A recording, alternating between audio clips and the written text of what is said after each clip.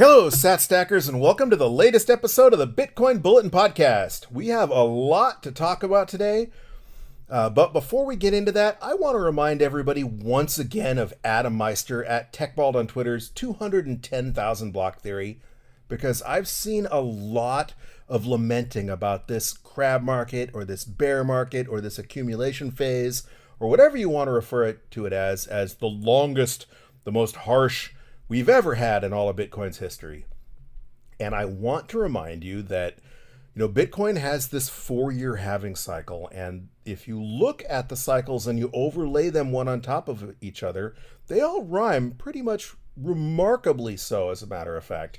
And that if you look at where we were 210,000 blocks ago, which would have been October 16th of 2019, Bitcoin's doing exactly what it did then. Bitcoin had, it had bottomed several months before, and then it had gone up to a peak where it looked like the new bull run had started. Everybody was starting to say we were back in the bull run. And then it proceeded to drop back off quite a bit. And then a couple months later, we had the thing and the countries locked down and we had an economic crash and we got a new all-time low, or not new all-time low, but a new cycle low, or close to the cycle low, a matching of the cycle low. That was really a black swan, and that's kind of odd. And, if we had a black swan like that again, that would basically be the equivalent of Bitcoin dropping back down to about 15,000 or so once more before the halving, a month or two before the halving. But had that not happened, we would have bottomed out, in January or so, after the peak and the retracement that we saw. Basically, just look at the chart. I'll post one on Twitter a little bit later that shows exactly where we are and why it looks exactly like it always has. Maybe we'll get into that a little bit more in this episode. Before we do, though, if you're used to joining us just once a week on Wednesday for our DCA Wednesday episodes, I want to remind you that we had a very special episode last week where we interviewed Gabe from Good Beans in El Salvador, and we spoke about Bitcoin adoption. Of course, we spoke about coffee, about how Gabe is shipping coffee all over the world, and about a little bit about the history of El Salvador, because Bitcoin and El Salvador's recent history are kind of inherently linked. And of course, Bitcoiners have kind of adopted El Salvador as kind of our mascot state, our nation state, our exemplary state, our role model for what the rest of the world could look like one day if the rest of the world were to adopt a Bitcoin standard. But I digress. We certainly do have a lot to talk about, and of course we have that DCA Wednesday stack to make, so let's get to it. This podcast is for information and entertainment purposes only. Nothing on this podcast should be construed as financial advice. All views expressed on this podcast are solely the opinions of the host and or any guests that we might have from time to time. Nothing on this podcast should be construed as a specific inducement to make a particular investment or to follow a particular investing strategy.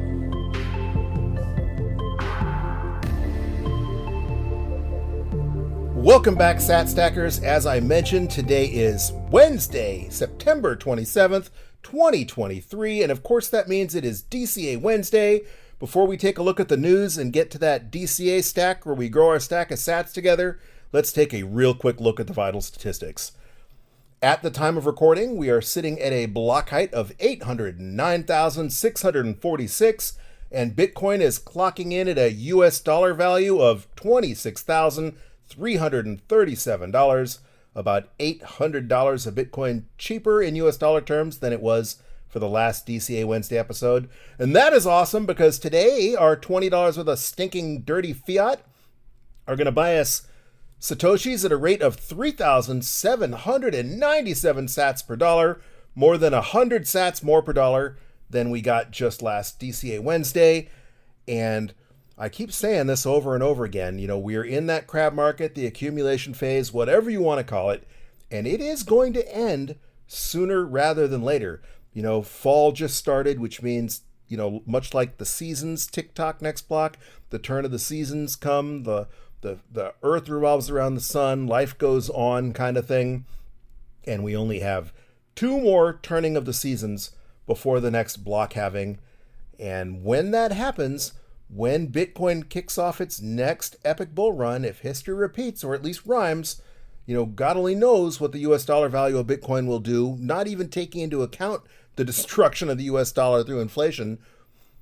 Don't be the guy who's kicking himself wishing you had bought at 26,000 or 27,000, or just that you have more sats, or that you had more sats than you do when that time comes, because when Bitcoin sets a new all-time high, you're not going to be able to pick up 3,700 sats for just one US dollar. And speaking of the halving, we are currently 30,351 blocks away from that halving. And that is looking like it's still going to happen on April 21st of 2024. Of course, the halving happens at block 840,000. What day of the week, day of the month, what time that happens as far as human measured time is concerned, nobody knows for sure. But if blocks average 10 minutes between blocks like they're supposed to, of course they don't, and that's why we have the difficulty adjustment. But if they were to average 10 minutes in between blocks, we'd be seeing block 840,000 roll around sometime around April 21st of next year. Either way, it's coming up fast, just like, fall came up fast. It just seems like it was just the beginning of summer. And here we are in the fall, in the northern hemisphere anyway. If you're listening in the southern hemisphere, it's spring. And of course, the halving will happen during fall. So either way, tick-tock, next block, we're about 1,000 blocks closer than we were last week to the halving. And just like time marches on, the Bitcoin blockchain marches on. For those of you who care about this sort of thing, Bitcoin's market cap is down a little bit from last Wednesday as well. Bitcoin currently has a total market capitalization of $513.5 billion. It was $529.8 billion last week, but still above $500 billion. And of course, below the 1 trillion mark we saw when Bitcoin was above 50,000, when it was, at the upper ranges of its previous all-time high, the double all-time high that we had in the last bull run. I understand why people are critics of market cap as a metric. However, with more and more normies coming on board, with institutional money coming on board or poised to come on board, with more Wall Street attention, with more financial media attention, that market cap figure is important to them. And it is useful to gauge just how much interest or just how much investment there is in Bitcoin or pouring into Bitcoin, because you can compare it to things like the top 10 companies by market cap, for example. You can compare it to companies like Apple, Google, Microsoft. And when you do that, it's really quite amazing, because when you figure that, there's nowhere near as much money invested into Bitcoin or converted into Bitcoin as there are, for example, Apple has a market capitalization of more than 2.5 trillion, 5 times more money invested in Apple stock than just invested in Bitcoin. Microsoft has a market cap of about 2 trillion. Google has a market cap of more than 1.5 trillion. Amazon also more than 1 trillion. And Tesla right about 1 trillion. So when you put that into comparison, that's if just as many people went on a Bitcoin standard or at least put enough of their net worth into Bitcoin that would compare to how much of their net worth they might have in Apple stock, the sky's the limit. I mean, that would be a 5x price increase from where we're at right now.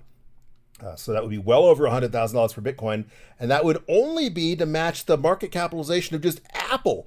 I firmly believe that one day Bitcoin will have the market capitalization. Well, they say 21 million everything divided by 21 million, right?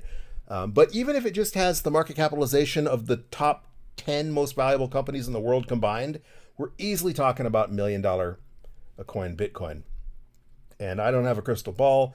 I don't know when that would happen, or necessarily the triggers that would make that happen. I know why it would happen, because Bitcoin's the best money ever invented, ever created, ever discovered.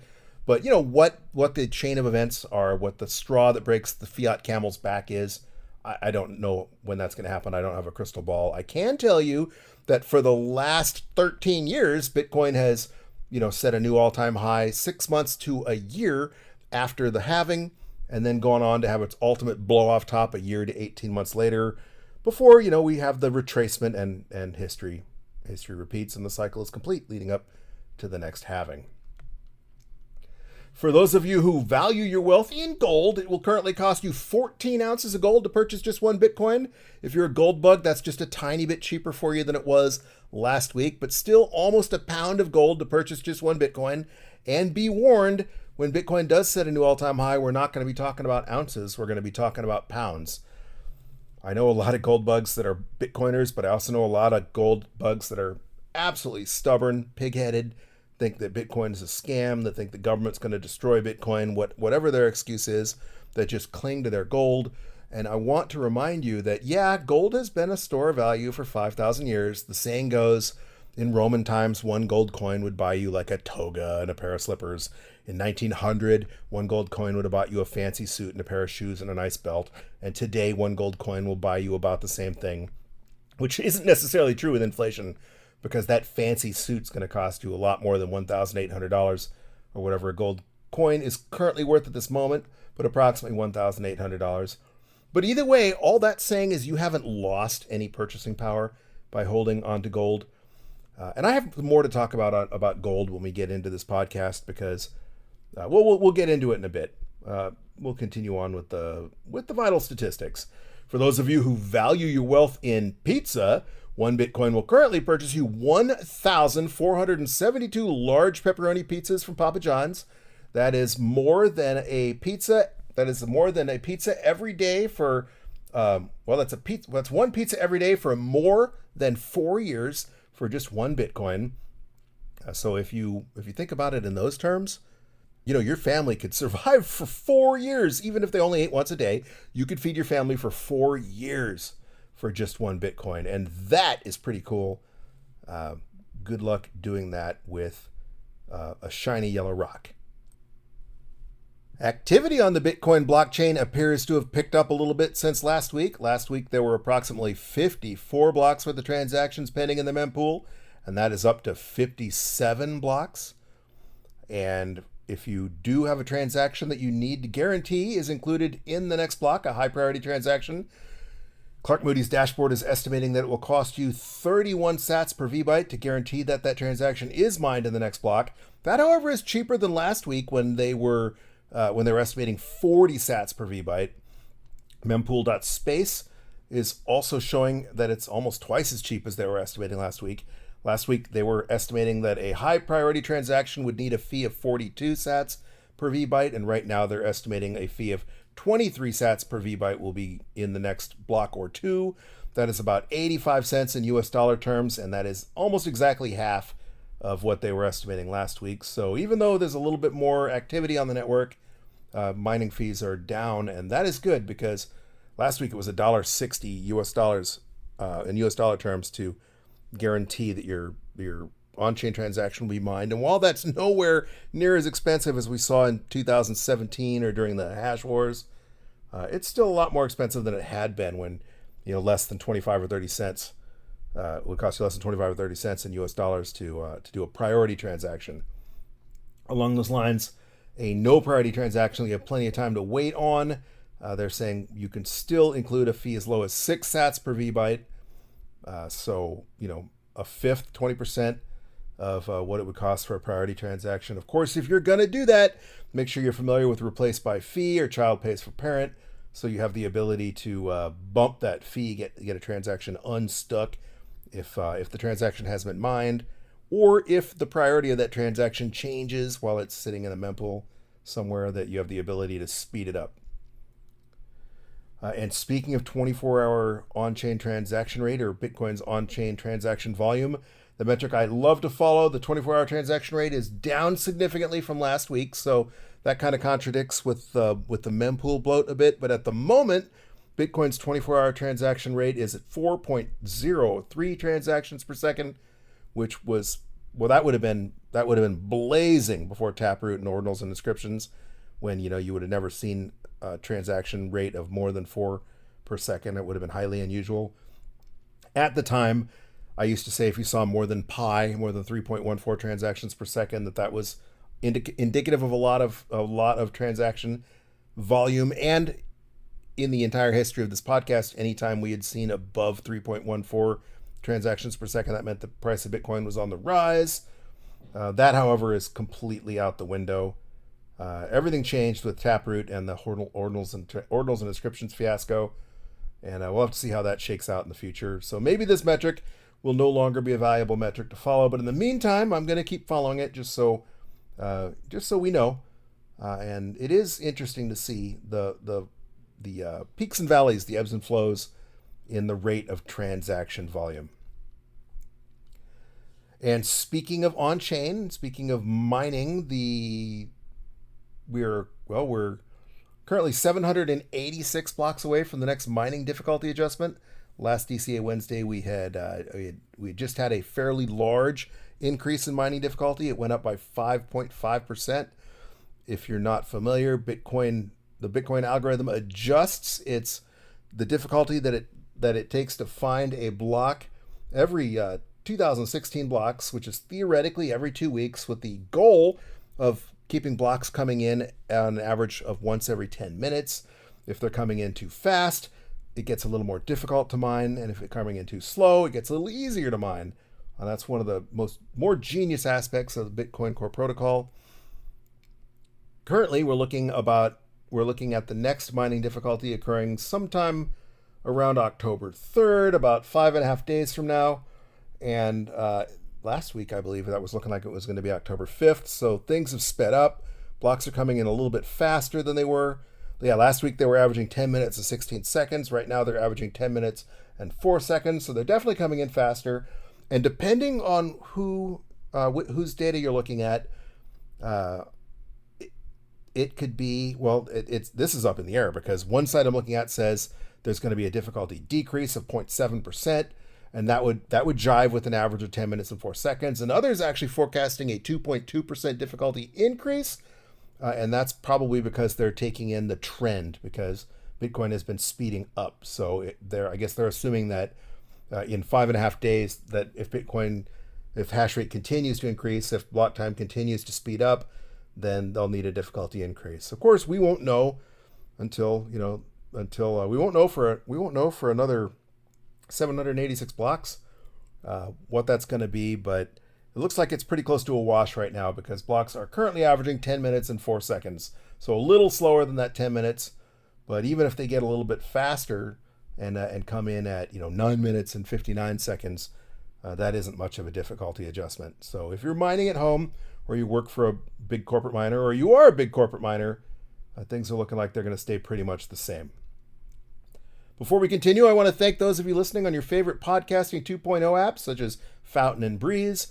Listening on your favorite podcasting 2.0 app helps you support your favorite podcast through the value for value method, where you can stream sats on a minute per minute basis, to help support your favorite podcast, or send a boost, which is basically like a smash tip on the Lightning Network, where you can send sats to your favorite podcast. And because it's Lightning, it also is you can also send a message.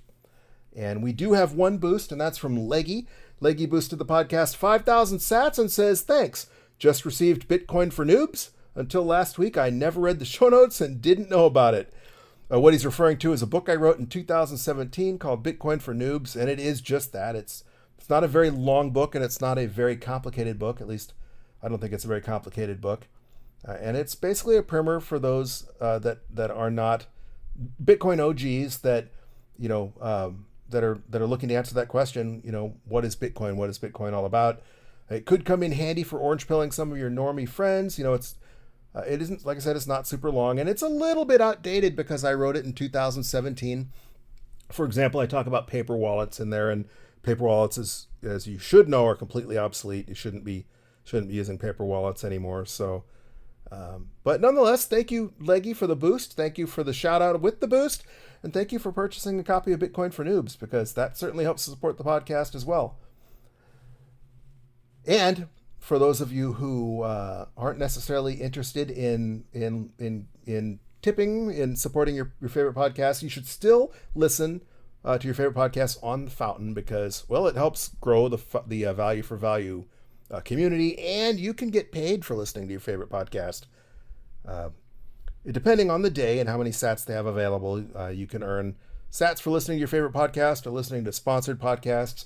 I listened to a really weird podcast I would not have normally listened to the other night because it was a featured sponsored podcast, and I got paid like 60 sats for listening to it. So That's cool. And you can build those up and you can pass them along, or you can hoard them, or you can do whatever you like. I like to think of it a little bit like the Bitcoin faucets they used to have, where you could get like 5, 10, 20 Bitcoin just for going to a website. And at the time that was basically worthless. But now, I mean, 5, 10, 20 Bitcoin is a ton of money. And maybe one day, if Bitcoin hits $sat parity, you get paid 50, 60 cents for just listening to your favorite podcast, something you're going to do anyway. So besides the fact you can help support your favorite podcast, you can also earn some sats and help grow your stack by listening on Fountain. So they are not a sponsor of the podcast, but why turn down free sats? Help grow your stack, even if you want to pass those sats on to one of your favorite podcasts when you accumulate enough to do so.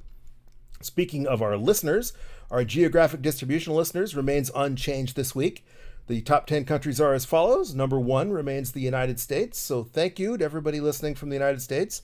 Number 2 remains Argentina. It has been number 2 for as long as I can remember, so muchos gracias, amigos in Argentina. Likewise, Germany remains number 3, where it has been a stalwart at the number 3 position for as long as I can remember. So muchos gracias. Well, muchos gracias, amigos in Deutschland. Dankeschön, mein Freund in Deutschland. Number 4 remains Luxembourg. Again, Dankeschön, mein Freund in Luxembourg, or Morien. Number 5 remains Canada. So thank you to everybody up north of the United States, where it's certainly, I'm sure you're certainly feeling fall in the air now. Number 6 remains Spain. Again, muchos gracias, amigos, in España. Number 7 remains Colombia. That was the big change last week where Venezuela bumped down from number 7 and Colombia took over the number 7 spot. So muchos gracias, amigos, in Colombia for holding number 7. Number 8 remains Sweden, where once again, nobody has reached out to me to say what a customary greeting would be if you were listening from Sweden. But thank you to those of you who are listening from Sweden. You're obviously there because I can see the stats. Number 9 remains Singapore. Likewise, nobody has reached out to me from Singapore to let me know what a customary greeting or expression of thanks would be from where you're listening in Singapore. But thank you for listening, for those of you listening in Singapore. And number 10, as with last week, remains Venezuela. So again, muchos gracias, amigos in Venezuela. And if you are not in one of the top 10 countries, there are several countries lurking below in the 11th, 12th, and 13th place that are really, really close to moving into the top 10. So if you are listening to a country that I did not mention, well, thank you, first of all, for listening. But, if you help Orange Pill a friend, get 1 or 2 more friends to listen to the podcast, you might be able to move your country into the top 10. And that would be really cool. All right. Real quick, a look at the news. This is DCA Wednesday, and DCA Wednesday is our dollar cost averaging show where we grow our stack. But perhaps the ultimate dollar cost averaging Bitcoin Chad himself, Michael Saylor, continues to engage in the ultimate act of dollar cost averaging, where he purchased another $150 million worth of Bitcoin for MicroStrategy in the last, it says since August. This is an article from Business Insider that says software firm MicroStrategy spent $147.3 million on Bitcoin purchases over the past 2 months, using stock sales to help finance the investment, and SEC filing shows. The acquisition added 5,455 Bitcoin between August 1st and September 24th. So basically, MicroStrategy now holds 158,245 Bitcoin with a current US dollar value of about $4.1 billion. That is amazing. And talk about a speculative attack on the US dollar, because he's using stock sales and options to finance these purchases. So, people were fudding, what if MicroStrategy gets liquidated? What's their liquidation price? And they have to dump all their Bitcoin. And most of those purchases have been options purchases where they don't necessarily have to pay back the loan, or in this case, they sold stock. So they're not facing liquidation. This wasn't a loan. And the loans they do have were convertible loans, which means they have the right to issue stock or options or whatever the case may be, instead of paying back in US dollar terms. So what a Chad. There is some additional FUD out there because Michael Saylor and MicroStrategy control so much Bitcoin. I think it's about a full % of all the Bitcoin in circulation right now. And, or maybe more. I didn't do the math on that. I was just pulling that out of thin air. And of course, the logical answer to that is MicroStrategy is a public corporation. You can buy shares in MicroStrategy if you want a shitcoin, pardon my French. If you're gonna buy stocks, MicroStrategy, at least it's a Bitcoin centric company. But my point being, there are millions of shareholders of MicroStrategy, so they're not Michael Saylor's Bitcoin. He does have a boatload of Bitcoin, but MicroStrategy's Bitcoin really belongs to those people that bought that stock. So it isn't like, this is the making of a futuristic sci-fi villain where he controls the world one day because he's the holder of all Bitcoin. And even if he did own half of all Bitcoin, that gives him absolutely zero power as far as the Bitcoin protocol goes. The only power or sway a large holder of Bitcoin itself could have would be to temporarily influence the price by buying or selling. If you dump $4 billion of the Bitcoin on the market, obviously the price of Bitcoin would tank temporarily, but that would be a temporary thing, and that would be all that he could do. So the FUD about Michael Saylor is just that, and it's really cool. If they're going to be billionaires and trillionaires and financial elite out there, at least it's going to be a Bitcoiner, one of us, so to speak. Maybe not one of us because we're not on the same par financially, but somebody who has the same values as we do, at least when it comes to hard money and time horizons. I mentioned gold a little bit earlier, and there's two things that were in the news as far as gold is concerned. OSIRIS-REx was the NASA mission to go out to an asteroid and mine it and come back and bring a sample, and it did on Sunday. The OSIRIS-REx capsule returned to a landing in the desert in Utah, and it returned about a half-pound sample that it mined on that asteroid. And, it was a very expensive science mission, and people that like to poo-poo asteroid mining say you could never do that, with mining commercially. But this mission demonstrates it's technically possible. And when you look at companies like SpaceX, they now have 2 rockets that they've flown more than 17 times apiece, and that's pretty insane. That's bringing the cost of getting to low Earth orbit down. I firmly believe that one day this is going to happen with gold, at least as long as gold maintains or commands any kind of monetary premium. If gold becomes completely demonetized, if it becomes just like aluminum one day, then yeah, it probably won't happen. But as long as gold remains extremely expensive or has any kind of monetization left, one day we're going to see one of those asteroids that's composed mostly of gold towed into low Earth or no Earth orbit, which would be vastly cheaper and vastly easy to do. We now know without a doubt the technology is there because we just did it, right? The mission just returned. This was a 7-year mission, and the OSIRIS-REx spacecraft went on a 4 billion mile round trip and was still able to pull it off. If we were in low Earth orbit, 120 or 150 miles up, that would just be like dropping chunks of gold off the highway overpass. And mark my words, this proves that we're just one day closer to seeing that. Speaking of gold, Marty Bent had Godfrey Bloom on his Tales from the Crypt, or Truth for the Commoner, or whatever he's calling the TFTC podcast now, yesterday. If you don't know who Godfrey Bloom is, he's that guy you've probably seen going on rants in the EU Parliament about anti-central bank, and he basically thinks like we do. He was kind of the British EU version of Ron Paul out at the Fed kind of thing. His wiki says that he is a former British politician who served as a member of the European Parliament for Yorkshire and the Umber from 2004 to 2014. During that interview, he said a lot of things we all agree with, and he is said repeatedly he's not anti-Bitcoiner, but that he is a gold bug and that he thinks gold is superior to Bitcoin. And one of the reasons he did it was that he said that you can't just go out and spend Bitcoin, but you can go out and spend gold. And he said he can go to a hotel in any country of the world, give them a gold sovereign, and get a hotel room and a meal for the night. And I called bullshnick on that. Bullshice. Bullkusha. BS. Big BS on that. The only way you're getting a hotel room and a meal for a gold sovereign is if you find some clerk at a hotel who you're willing to get to take gold, who's going to trust you that that's not a counterfeit gold sovereign, which is a big part of the reason why you're not going to get someone to do so.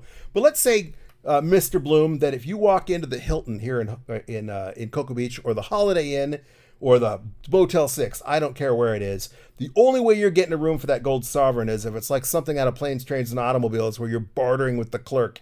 And you're going to get far less than that gold's worth if you find a clerk who's willing to either take that gold sovereign for you and then give the hotel the cash for your room, or just flat out steal a hotel room from their employer and give it to you for free and then pocket the sovereign. There are, however, very specific hotels that we can name that will accept your Bitcoin. So that was complete FUD. He also, I forget, there was something else I really, really disagreed with him in. And I was disappointed that Marty did not call him out on it. That was a little bit of a slip. If you remember last week, the controversy was that Marty Bent is a pen name and that his real name is Marcus Dent. And apparently some people knew that, some people didn't. That controversy seemed to have died down as quickly as it fanned up, but it was funny to hear Odell call him out as Marcus on Rabbit Hole Recap the next day. Anyway, it was a great podcast if you have the time to listen to it, but you'll see, just like I did, there are a couple of really obvious points that Godfrey makes that are just flat out wrong. Not the least of it is that you can walk into a hotel in any country and get a room for a freaking gold coin, but you can't for Bitcoin. If you can get a clerk to accept a gold coin, it's probably a heck of a lot easier to get them to download, an app on their phone and receive Bitcoin, especially if you're going to have to give it to them for a freaking bargain like you would have to with that gold coin. Speaking of gold and traditional financial system, apparently people were surprised that the SEC has delayed the decision on the ARC21 shares Bitcoin ETF.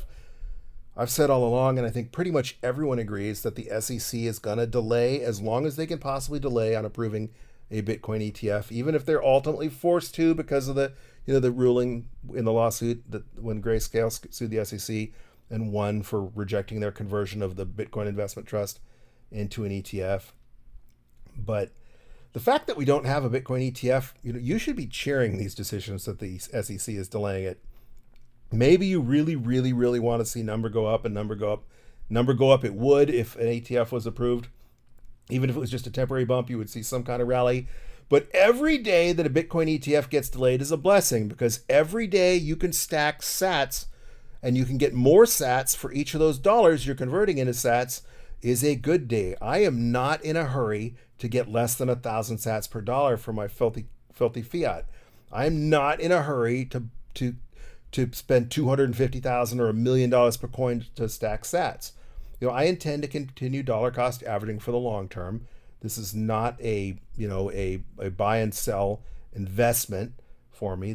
I'm trying to build my stack for when we eventually have hyper Bitcoinization. Maybe one day we'll be living on Bitcoin and you'll be buying your groceries or your hotel rooms, right, Godfrey, with Bitcoin. Maybe not. But either way, I intend to continue to grow that stack, and therefore, the lower the price in US dollars that Bitcoin is, the happier I am. And more importantly, why is anyone in a hurry to see Greystone or BlackRock or Grayscale or any of the Wall Street types start hoovering up Bitcoin? One of the really cool things about the Bitcoinization, the way it's been going, is that people refer to it as a great economic shift, a paradigm shift, where the average person, the plebs, the people, the little guys that just put $10, $20 a week in like we do, are the ones that have been amassing all this Bitcoin. And if Bitcoin does go to the moon one day, it's going to empower an entire new underclass of people to be, in the upper levels financially of society. And why in the heck would you want to nip that in the bud and say, okay, you working your minimum wage job in Peoria, Illinois, or you working that minimum wage job in Nairobi, Kenya, it's going to be too late for you if you didn't buy in, step aside because it's Jamie Dimon's turn. That's just something I don't even want to conceive of. So the longer Wall Street stays out of Bitcoin, the better in my book. And I think, maybe it's one of those things where, people first get into Bitcoin because they see the number go up thing and that's what turns them on. I was never in that boat. When I first found out about Bitcoin, it was worth nothing. I think it was an article by Kim.com or about Kin.com where I first found out about Bitcoin, because it was basically trading pirated movies or whatever for Bitcoin or whatever he was doing at the time, and thumbing his nose at authority. And I thought, that's really cool. So what turned me on about Bitcoin was the FU aspect of it, the freedom aspect of it. Not even necessarily the technological aspect or the hard money aspect. I didn't get the 21 million cap. I didn't even know about the 21 million hard cap when I first found out about Bitcoin. I just thought it was a really cool way Really cool, sly, roundabout way to undermine authority. But most people, most normies that get into Bitcoin, get into it because they see the articles about somebody who turned $1,000 into $1 million or whatever the case may be, and they get into it for the number go up thing. And if that's you, you should still want to accumulate as much as possible before you see a number go up. But I digress. That's not what this podcast is about. I've just got a couple of more news points I want to talk about before we get into our stack. And last but not least, yesterday, the latest round of FUD came out about President Joe Biden's upcoming potential executive order, a rumored executive order. And apparently he's supposed to be signing an executive order on artificial intelligence that has some spillover, has some ramifications for Bitcoin. There are multiple articles out there, but one of them specifically says it refers to the tweet of the person who broke this news, and basically says the executive order classifies computing power as a national resource, and says that mining Bitcoin, developing video games, and running AI models like ChatGPT all require large amounts of compute, and that because it's a national resource, he's invoking the whole national security thing, that the government's going to make some attempt to regulate computing power. And I think they named mining Bitcoin specifically by name, to which I say good luck. Good luck finding the pleb with the Antminer S9 in their garage. Good luck influencing the miners in Venezuela that have a government that they'd be far more worried about than the U.S. government cracking down on them. Good luck to the miners, and good luck influencing the miners in Iran, who definitely have more to fear from their government than we have to fear from ours. There's a lot of things pathetic about the current U.S. administration, and this is just one of them.